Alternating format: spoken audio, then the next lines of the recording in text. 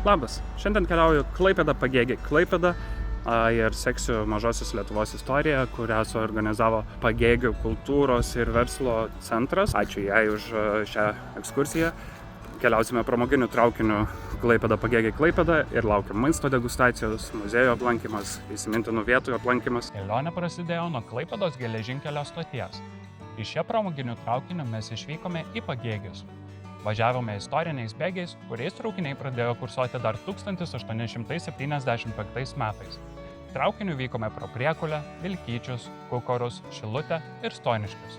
Visos kelionės metu į Pagėgius gidas pasakojo geležinkelio bei Mažosios Lietuvos istoriją, o keleiviai pro traukinio langus galėjo grožėtis gražiąja Lietuvos gamta. Taip pat pro langus galėjome matyti senosios architektūros pastatus. Kadangi Pagėgių stotis keleiviams yra uždaryta, mus pirmiausia pasitiko muitinės pareigūnai, o už stoties vartų mūsų daina pasitiko akordeonininkas.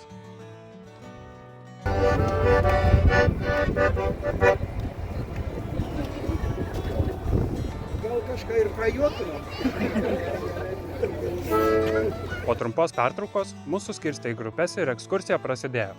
Pirmas sustojimas prie vokiško stiliaus pastatų, kur gidė papasakojo šiek tiek istorijos apie Pagėgių miestą. Tarpukariu miestas vėl keičia truputėlį savo veidą ir aš manau įdėmi keliautojų akis pastebės, kad kai kurie pastatai iš tikro nelabai ką bendro turi su tuo vokiškoju stiliumi, kuris dažnai buvo perėmęs Fachwerko architektūros stilistiką. Eisime dabar į kultūros centrą ir Mažosios Lietuvos patiekalus degustuosime.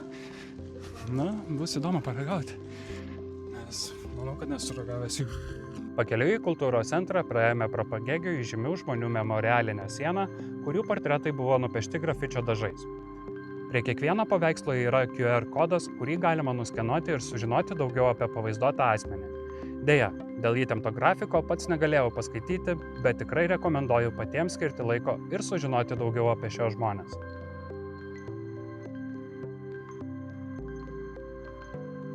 Atvykus į Pagėgių kultūros centrą, mūsų laukia Mažosios Lietuvos šiupinio, štriudelio bei kafijos degustacija. Kafija – tai kavos gėrimas iš gilių, kuris yra pagardintas pienu. Po patiekalų degustacijos sėdome į autobusus ir patraukėme toliau. Pirmas sustojimas buvo Martyno Jankaus muziejus. Pakeliui pravažiavome pro Barbyno kaimą. Pasak legendos, ant Rambyno kalno buvo didelis plokščias akmuo, kuris atstojo pagrindinį šio krašto aukurą. Naktimis vaidilutės kūrendavo šventąją ugnį ir buvo atsakingos už šios ugnies amžiną degimą. Šalia Martyno Jankaus muziejaus yra gandrų kolonija, kur nedidelėme plote rikiuojasi keletas gandrų šeimų. Atvykus į muziejų mus pasitiko gidės apsirengusios tradiciniais Mažosios Lietuvos rūbais. Atvirai pasakius, tai mane nustebino ir suteikė tikrai gerų emocijų, kadangi dar labiau įtraukė į Mažosios Lietuvos istoriją, parodė daugiau autentiškumo bei leido pasijusti šios istorijos dalimi.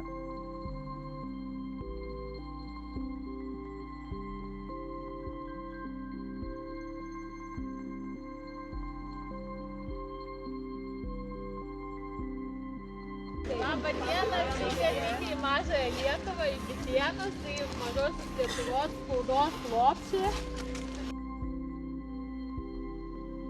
Daug vaizdų iš muziejaus neįkelsiu, nes, manau, verta ten apsilankyti patiems, susipažinti su ten esančiais eksponatais bei istorija.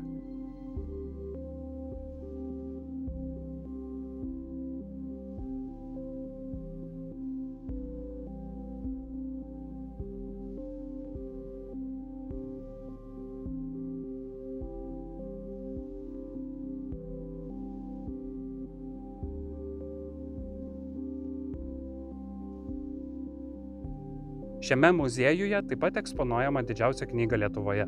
Originali Martyno Jankaus pradėta knyga saugoma kitame muziejuje, o čia galima pamatyti jos kopiją ir palikti savo palinkėjimą. Ko jūs vardu? Esu Lina, Martyno Jankaus muziejaus vyriausia rinkinių kuratorė. Smagu, malonu. Matau, jūs esate su šių kraštų nacionalinė apranga. Ar galite šiek tiek papasakoti apie aprangą? Taip, jūs matote Klaipėdos krašto tautinį kostiumą. Iš visų Lietuvos etnografinių regionų Mažosios Lietuvos arba kitaip vadinamo Klaipėdos krašto tautinis kostiumas išsiskiria labai ypatingą detalę, tai šita kišenėlė, kuri yra vadinama delmonu. Tai yra delmonas, kaip kišenė, kaip rankinė, kur mažlietuvės moteris galėdavo įsidėti nosinaitę, nedidelę Bibliją ar raktus. Mažos Lietuvos moteris buvo labai praktiškos moteris, tai šita kišenė labai pasitarnaudavo. Matote taip pat šimtaraštę rankų darbo tautinę juostą, kuri rišama ant liemens. Na ir aišku, prijuostė, kuri irgi būdavo daroma iš šilko arba aksomo. Na ir matote ir rankovės, kurios irgi siuvinėtos ar ne, šio krašto įvairiais simboliais. Na ir aksominė liemenė, kuri irgi papuošia tautinį kostiumą. Supratau, labai gražiai atrodo ranka. Ir tada trumpai, dėl ko žmonės turėtų atvykti į Martyno Jankaus muziejų? Martyno Jankaus muziejus tai vieta, iš kurios nesinori greitai išvažiuoti, nes čia atvykus neužtenka kelių minučių. Čia reikėtų pasivaikščioti ir pajausti šio krašto aurą, lėtai, susigyventi su gamta, nes turime labai daug gamtos. Ir greitai visko apeiti, pajausti tiesiog neįmanoma. Todėl neskubant su šeima, savaitgalį ar kitą kokią dieną, nusimatykite laiko ir tiesiog atvykite pabūti čia gamtoje. Po apsilankimo muziejuje pajudėjome atgal į autobusą tęsti kelionės. Kaip ir minėjo muziejaus kuratorė, aplink daug gamtos. Einant į autobusą pakeliui pamačiau saldžią stotelę. Joje galima įsigyti medaus, bičių pikio, naminių kiaušinių ir kitų produktų. Šalia šios stotelės gyvena ir pats šios stotelės įkūrėjas bei produktų tiekėjas. Įdomu tai, kad čia nėra pardavėjo. Produktus galima įsigyti savarankiškai, o atsiskaityti nuskenavus QR kodą. Tokią stotelę pamačiau pirmą kartą. Po muziejaus autobusas pajudėjo į Rambyno regioninio parko lankytojų centrą su papildomu sustojimu kapinėse, kur yra palaidoti kai kurie Pagėgių krašto žinomi žmonės.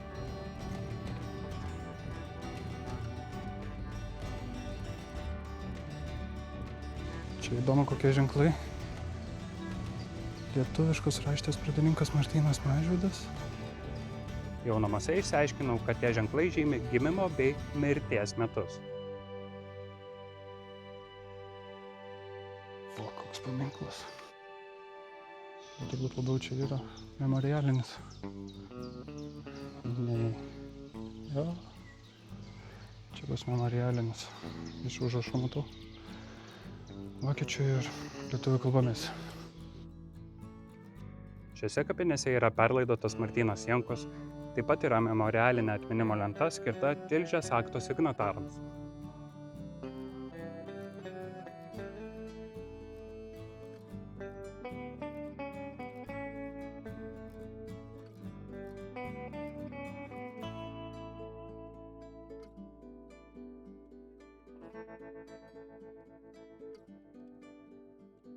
Po kapinių pajudėjome į parko lankytojų centrą, kur mums buvo suteikta dar daugiau autentiškumo, kurį galite pamatyti bei išgirsti patys. Giminės susirinko mane. Nu, tai tada paprašysiu įkėjimą visus arčiau. Einant gilyn į teritoriją, man iškart krito į akis visa teritorija apsupta miško. Kas keisčiausia, per visą laiką čia nemačiau nė vieno uodo. Turbūt tikrai stebuklingas kraštas. O toliau mūsų laukia dar daugiau mitologijos. Nu, kokia jums garbė. Pirmą kartą vakar žmoniškai paleis. Su perkūniai, įsivaizduojame. Kai sako, jeigu paprast lietus pigiau kainuoja, ne, jeigu su perkūniai jau brangiai, jūs atvykote į Perkūną šventovę. Eis, važiuosi dar ant patį Rambyno kalną, ne, esame regioninį parką, į patį dievų Olimpą, baltiškų dievų Olimpą atvyko. Tai va, į Perkūns pasveikinu, aš tik vakar jau pagalvojau, jau su tokiu nerimu širdį pamėsinu, dievuliau brangus, jau čia atvažiuos mandri ponai iš Mėmelį, kaip čia tas viskas bus, kaip čia tas viskas praeis, o tik Perkūnė grum, sugrumėjai, sutratėjai mano langą, o, viskas gera bus, Perkūns laimin. Turėjome galimybę aplankyti dar vieną ekspoziciją, bet daug vaizdų ir vėl neįdedu. Raginu aplankyti šią vietą patiems. Šitam kultūros centre vaikščiant Rambėnu tiesiog galima pabėgti šiek tiek nuo miesto triukšmo į šiokią tokią, į gamtą, net ne šiokią tokią, miškai aplinkui, važiavom irgi miško takeliu, porą pastatų ir iš esmės tik tiek ir yra, o visa kita aplinkui gamta. Po apžvalgos parko lankytojų centre pajudėjome į Rambyno kalną.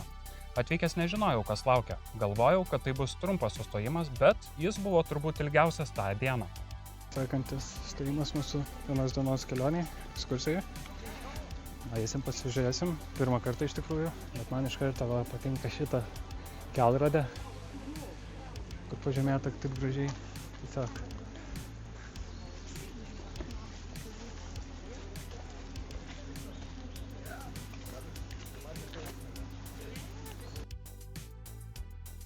Duosim jums pargalkių, galėsite namo parsivežti ir išmokti. Ale aš dar į vidūną dainą pateinu. Nu tai labai gerai.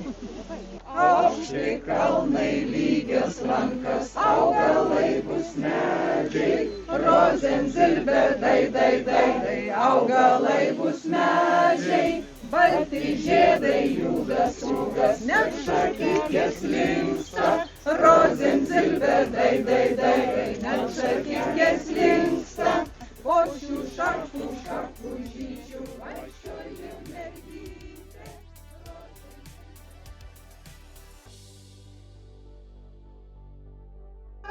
Vyks, gers, vyks, vedys, lemti, šokti. Vyks, gers, vyks, vedys, lemti, šokti.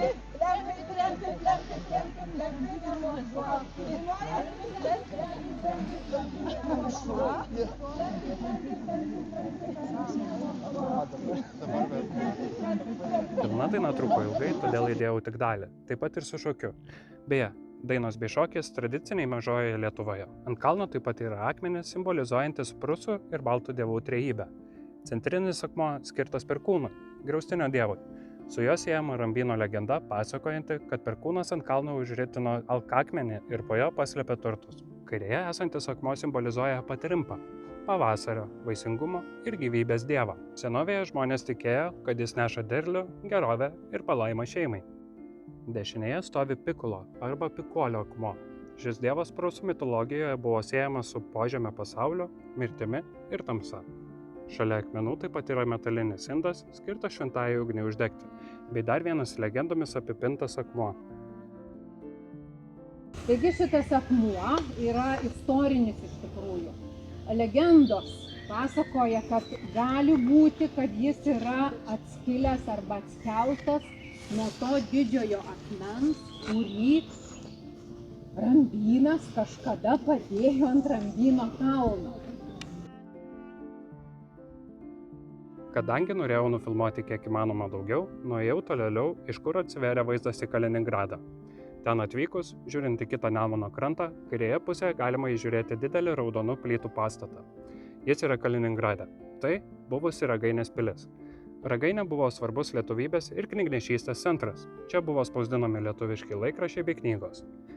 Po Antrojo pasaulinio karo pilis atsidūrė Sovietų Sąjungos teritorijoje, o 1976 metais sovietinio filmo filmavimo metu buvo sunaikinta. Iki šių dienų išliko tik jos griuvėsiai. Po Rambyno kalno autobusu pajudėjome į paskutinę ekskursijos vietą – Panemunę, mažiausią Lietuvos miestą. Važiuojant pakeliui pravažiavome pro neveikiantį, bet Lietuvos pastatytą tiltą į Kaliningradą. Per vienos dienos ekskursiją atvežiau į tokią vietą, kur vis dar yra čia Lietuva, o ten jau yra Kaliningrado sritis, matosi daugiabučiai, bažnyčia, Rusija. Mums skiria viso labo mažas tiltas ir tiek. Mes esame Lietuvoje, Panemunės miestelėje. Iš esmės miestelis yra tiesiog pasienio miestelis, ten toliau yra Sovietskas, Kaliningradas. Priėjus arčiau kranto matosi Karalienės Luizės tiltas. Šis 416 metrų ilgio tiltas išsiskyrė savo unikalia išvaizda. Tilžės pusėje buvo pastatytas baroko stiliaus portalas su Karalienės Luizės bareljefu, o Lietuvos pusėje stovėjo kitas portalas, papuoštas Vokietijos kanclerio Otto von Bismarcko biustu. 1944 metais besitraukianti vokiečių kariuomenė tiltą susprogdino, siekdama sustabdyti Raudonosios armijos puolimą. Pokariu tiltas buvo atstatytas, tačiau Karalienės Luizės bareljefą pakeitė Sovietų Sąjungos herbas. Tik 21 amžiaus pradžioje, restauruojant tiltą, autentiškas bareljefas buvo sugrąžintas į savo vietą. Bet taip, viso labo tiltas mums skiria ir tiek. Žinoma, Rusų provokacija į Lietuvos pusę. Deja, bet kitoje upės pusėje į Lietuvą yra nukreiptas Rusijos karo simbolis, o šalimais matosi Rusijos vėliava.